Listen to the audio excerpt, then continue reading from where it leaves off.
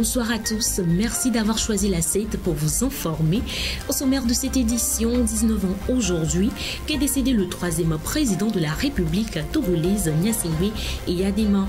En ce jour, le Togo se remémore le legs de celui qui, de 1967 à 2005, a façonné l'histoire nationale par sa gouvernance rigoureuse, laissant une empreinte indélébile sur le pays.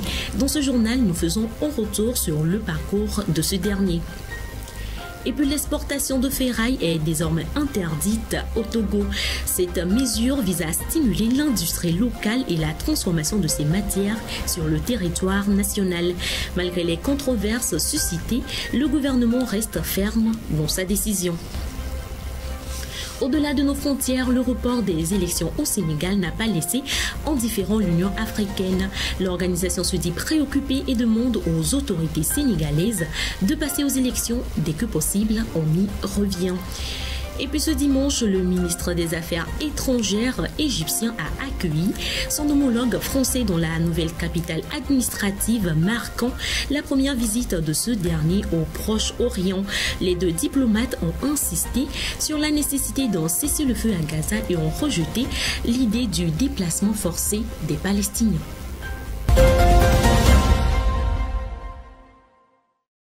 Comme on vous le disait en titre, ce lundi, le Togo commémore le 19e anniversaire du décès de son ancien président Gnassingbé Eyadema. Un président qui, pendant ses 38 ans de règne, a fait preuve d'une rigueur et a laissé une empreinte durable sur le Togo. Retour sur la vie de ce dernier avec Bernard Canvi. D'une véritable catastrophe nationale. Il y a exactement 19 ans, jour pour jour, que l'ancien président de la République du Togo, Gnassingbé Eyadema, quitte le monde des vivants. Le président Eyadema, surnommé affectueusement par les siens le Baobab, est mort à l'âge de 69 ans alors qu'il était en évacuation par avion pour être soigné à l'extérieur du pays. Militaire, grand homme politique, Gnassingbé Eyadema est devenu officiellement le président de la République du Togo le 15 avril 1967. Il fonde le Rassemblement du peuple togolais RPT, le parti unique du pays en 1969. Réélu en 1979, 1986, 1993, 1998 et 2003, il avait été cependant contraint, après des émeutes de 1990, à ouvrir un dialogue avec l'opposition et d'accepter le multipartisme. Feu Gnassingbé Eyadema a aussi été la cible de plusieurs complots ou tentatives d'attentats, dont 2 impliquant des mercenaires en 1977 et 1986. Fin blagueur, il savait aussi amuser et donner le sourire lors des nombreuses audiences qu'il accordait à travers des histoires et des anecdotes. Une chanson qui dit ceci: ami, si tu tombes, un ami sort de l'ombre à ta place.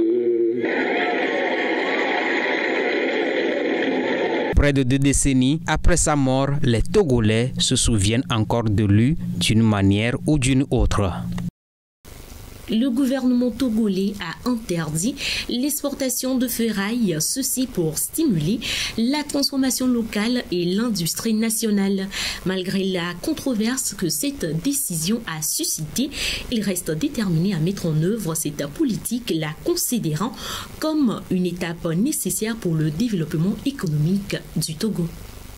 Le gouvernement togolais a annoncé l'interdiction de l'exportation de la ferraille et de ses sous-produits ferreux le 7 avril 2021. Cette décision vise à encourager la transformation locale de ces matières premières et à stimuler l'industrie nationale. En effet, le Togo, riche en ressources métalliques, a longtemps exporté sa ferraille vers d'autres pays où elles sont transformées en produits finis. Cependant, cette pratique prive le pays des bénéfices économiques liés à la transformation de ces matières premières. Ainsi, l'interdiction de l'exportation de la ferraille est donc une tentative de réorienter ces ressources vers l'industrie locale. Le gouvernement espère que cette mesure incitera les entrepreneurs à investir dans les usines de transformation de la ferraille, créant ainsi des emplois et stimulant l'économie. Cependant, cette décision n'est pas sans controverse. Certains craignent que l'interdiction de l'exportation de la ferraille n'entraîne une augmentation des prix des produits métalliques, affectant ainsi les consommateurs. Aussi, cette dernière pourrait avoir des conséquences conséquences économiques négatives pour les entreprises locales qui dépendent de l'exportation de ces matériaux. De plus, elle pourrait dissuader les investissements étrangers dans le secteur du recyclage des métaux au Togo. Malgré ces préoccupations, le gouvernement reste déterminé à mettre en œuvre cette politique. Il est convaincu que l'interdiction de l'exportation de la ferraille est une étape nécessaire pour le développement de l'industrie métallurgique du Togo.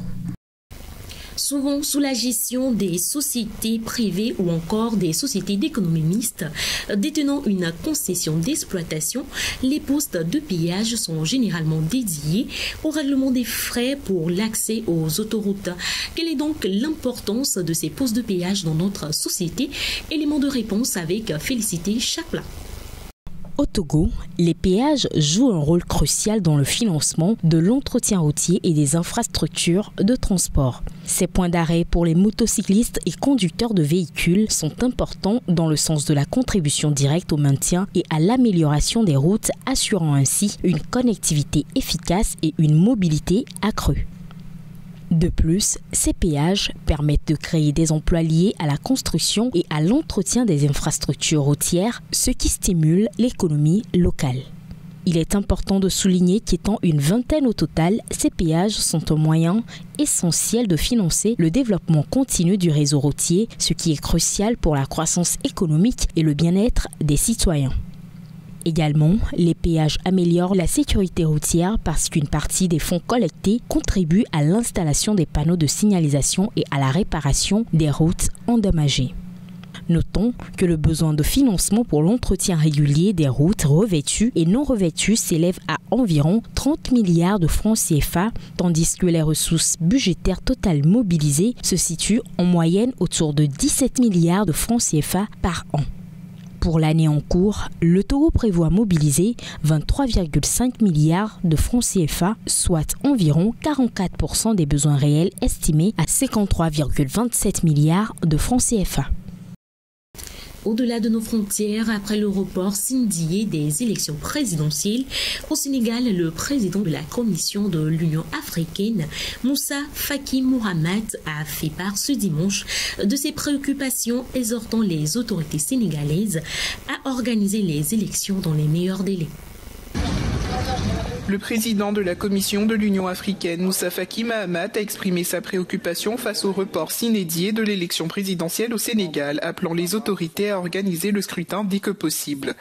Le report du scrutin initialement prévu le 25 février a été décidé par le président sénégalais Macky Sall en raison de controverses liées à la disqualification de certains candidats et aux allégations de corruption.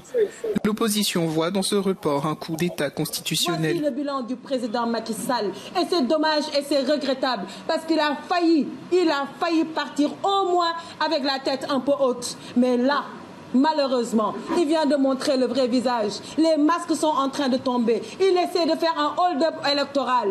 Ça, c'est quoi? C'est un coup d'État constitutionnel et nous ne l'accepterons pas. La scène politique sénégalaise est divisée, certains saluant le report comme une opportunité de mieux se préparer, tandis que d'autres dénoncent une dérive antidémocratique et redoutent une instabilité croissante. Et puis ce dimanche, Sameh Choukri, le ministre égyptien des Affaires étrangères, a rencontré son homologue français Stéphane Séjourné, plaçant la question palestinienne, les crises au Proche-Orient et les relations bilatérales entre les deux pays au centre des discussions.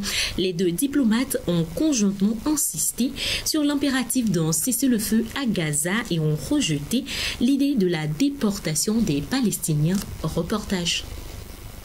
Le chef de la diplomatie égyptienne Sameh Choukri a reçu dimanche son homologue français Stéphane Séjourné dans la nouvelle capitale administrative.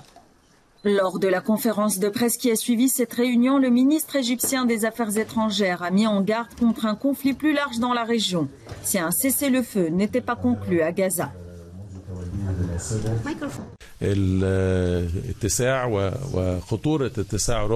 Le danger d'une expansion du conflit au Moyen-Orient dû à la guerre à Gaza, aux menaces que nous constatons à l'égard de la navigation dans la mer Rouge, aux opérations militaires qui ont lieu en Syrie et en Irak, ainsi qu'à la situation militaire sur les frontières israélo-palestiniennes, met en garde contre une escalade de la situation et un glissement vers un conflit plus large.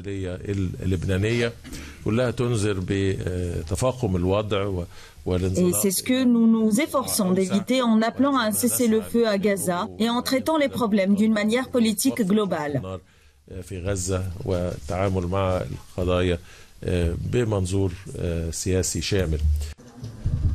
Stéphane Séjourné, nouveau ministre des Affaires étrangères français, a déclaré lors de cette première visite officielle dans la région qu'il rejetait le déplacement forcé des Palestiniens vers l'Égypte.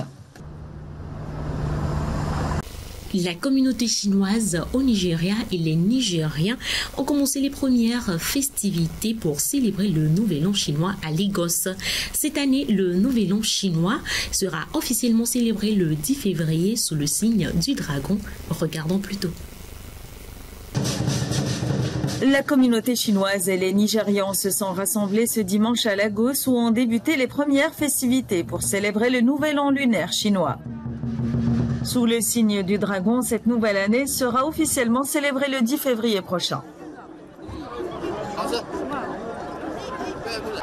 La Chine me manque aussi, mais je pense que maintenant, la fête du printemps chinois n'appartient pas seulement à la Chine. C'est une célébration pour le monde entier. Ainsi, même si je suis au Nigeria, je peux ressentir l'hospitalité des Nigérians. Je peux sentir que je suis dans un deuxième foyer au Nigeria.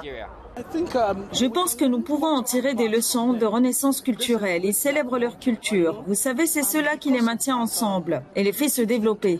Nous avons abandonné notre culture. Vous pouvez voir la façon dont je suis habillée. J'aimerais célébrer ma culture. C'est exactement ce que nous sommes. Un homme qui perd sa culture est mort. La consul générale chinoise Yan Yuqin a participé aux festivités et a exprimé sa joie de voir les traditions de son pays célébrées à Lagos et dans les 4 coins du monde. Nous disons souvent que la fête du printemps est une fête chinoise, mais elle appartient aussi au monde entier. L'année dernière, l'ONU a annoncé que la fête du printemps chinois serait une fête internationale. Je suis très heureuse que les gens du monde entier, y compris au Nigeria, puissent célébrer ensemble le Nouvel An avec les Chinois. Le Nigeria et la Chine entretiennent des relations culturelles et économiques étroites ces dernières années. Le commerce bilatéral entre les deux pays a atteint 22,6 milliards de dollars en 2023. L'Égypte a limogé son sélectionneur Rui Vitória. Ce changement a eu lieu après la CAN 2023 où l'Égypte n'a pas réussi à se distinguer. D'autres précisions dans ce qui suit. L'Égypte a limogé le sélectionneur portugais Rui Vitória dimanche à la suite de sa campagne décevante en Coupe d'Afrique des Nations en Côte d'Ivoire. Les Pharaons ont connu des difficultés tout au long du tournoi, n'ayant pas réussi à gagner un seul match, avant de quitter la compétition lors des 8e de finale, après avoir perdu au tir au but contre la République démocratique du Congo. La blessure du capitaine Mohamed Salah avait également entravé le parcours des recordman du nombre de CAN gagnés. Des noms ont déjà commencé à circuler pour la succession de Vitória, parmi lesquels celui du Français Hervé Renard, très demandé en cette période de CAN. En attendant, l'Égyptien Mohamed Youssef, ancien entraîneur d'Al Ahly, a été nommé manager par intérim. C'est ainsi donc que s'achève cette édition. Merci à vous de l'avoir suivi. Restez fidèles au programme de la 7.